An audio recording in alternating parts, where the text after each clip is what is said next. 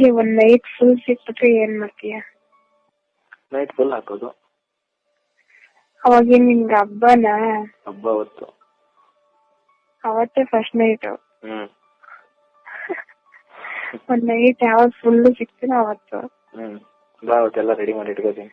ಏನ್ ಹೆದರ್ಕೋಬೇಡ, ಕಂಡು ಬಿಡು ಹೋಗುತ್ತೆ ಅಂತ ಹೇಳಿ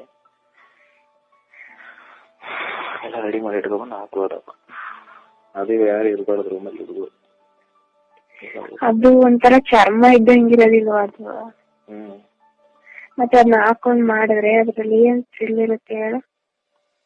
ಹೌದು, ಥ್ರಿಲ್ ಇರಲ್ಲ. ಅವತ್ತು ರಾತ್ರಿ ಬರೋ ತನಕ ಮಾಡಿ ಆಮೇಲೆ ಏನಾರು ಆಗ್ಬಿಟ್ಟು ಹೆಚ್ಚು ಕಮ್ಮಿ ಆಗ್ಬಿಟ್ರೆ ನಿಂಗೆ ಅದಕ್ಕೆ ನನ್ಗೇನೋ ಅದನ್ನ ಹಾಕೊಂಡ್ರೆ ಅಷ್ಟೊಂದು ಸುಖ ಅನ್ಸಲ್ಲಪ್ಪ. ಅದಿಲ್ಲದೆ ಒಳಗಡೆ ಎಲ್ಲ ಹೋಗ್ತಾ ಇರುತ್ತಲ್ವಾ, ಹಂಗೆ ಹೋದ್ರೇನೆ ಚೆನ್ನಾಗಿರುತ್ತೆ ಗೊತ್ತಾ. ನಮಗೂ ಮನ್ಸಿಗೆ ಅವು ಆಯ್ತಲ್ವಾ. ಹೌದು, ಆಗುತ್ತೆ ಚೆನ್ನಾಗಿ. ಬಟ್ ಏನಾರ ಮಗು ಈಗ ಹೋಗ್ಬಿಟ್ರೆ ರಾತ್ರಿ ಬರ್ತಂಗ ಮಾಡಿ ಮಾಡಿ ಮಾಡಿ ಅವಾಗ ಏನ್ ಮಾಡೋದು? ಆಸ್ಪತ್ರೆಗೆ ಹೋಗೋದಾ ಇಬ್ರು ಸೇರ್ಕೊಂಡು? ಇಬ್ರು ಸೇರ್ಕೊಂಡು ಆಸ್ಪತ್ರೆಗೆ ಹೋಗೋದು ತೆಗಿರಿಲ್ಲ ಅಂತ ಹೇಳಿ.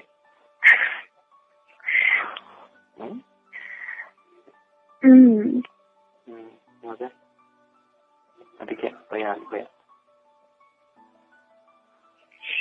ನಿಮ್ಗೆ ಒಂದ್ ಕಡೆ ಭಯನೂ ಇದೆ, ಇನ್ನೊಂದ್ ಕಡೆ ಆಸೆ ಮತ್ತು ತುಂಬಾ ಇದೆ. ಆಸೆ ಅಂತೂ ಹೇಳಿ ಕೇಳಿದೆ. ಇನ್ನೊಂದು ಭಯ ಬೇಕೆ. ಭಯ ಅಂತಂದ್ರೆ ಸಖತ್ ಭಯ. ಯಾಕಂತಂದ್ರೆ ನಮ್ಮ ಊರಲ್ಲೇ ಆಗ್ಲಿ ನಮ್ಮ ಮನೆಯಲ್ಲೇ ಆಗ್ಲಿ ಜಾಸ್ತಿ ಅಂದ್ರೆ ನಂಬಿಕೆ ಅಷ್ಟು ಇಷ್ಟ ಅಲ್ಲ. ಅದಕ್ಕೆ ಬೆಂಗಳೂರಿಗೆ ಕಳ್ಸಿದ್ದೀರ ಅಂದ್ರೆ ನನ್ನ ಒಬ್ಬನೇ ಮಗ ಅಂತ ಹೇಳಿ ಬೆಂಗಳೂರಿಗೆ ಗ್ಯಾರಂಟಿ ಕಳ್ಸಿರಲಾಗಿತ್ತು ಅವರು. ಇದು ಮಾತ್ರ ಗ್ಯಾರಂಟಿ. ಹೆಂಗ್ ಬೇಕಂಡು ಅವರೆಲ್ಲ ಅಷ್ಟೊಂದೆಲ್ಲ ನಂಬಿಕೆ ಇಟ್ಕೊಂಡು ಅಷ್ಟೊಂದೆಲ್ಲ ಇದು ಮಾಡ್ಕೊಂಡು ಆಮೇಲೆ ಏನಾದ್ರು ಸ್ವಲ್ಪ ಹೆಚ್ಚು ಕಮ್ಮಿ ಆಗಿ ಗೊತ್ತಾಗಿ ಬಿಟ್ರೆ ಇವಾಗ್ಲೂ ಬೇಕಾರೆ ನಮ್ಮ ಮಾವನ ಮಕ್ಳು ಮೆಸೇಜ್ ಕಳಿಸ್ತಾರೆ. ಮೆಸೇಜ್ ಕಳಿಸಿದ್ ಬೇಕಾದ್ರೆ ಓದಿದ್ರೆ ನೋಡಿ ಕಳಿಸ್ತೀನಿ. ಅವ್ರು ಯಾವ್ದು